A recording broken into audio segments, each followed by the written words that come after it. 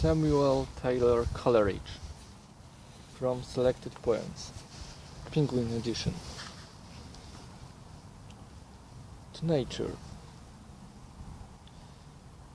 It may indeed be fantasy when I essay to draw from all created things deep heartfelt inward joy that closely clings, and trace in leaves and flowers that round me lie lessons of love and earnest pity. So let it be, and if the white world rings in mock of disbelief, it brings nor fear, nor grief, nor vain perplexity.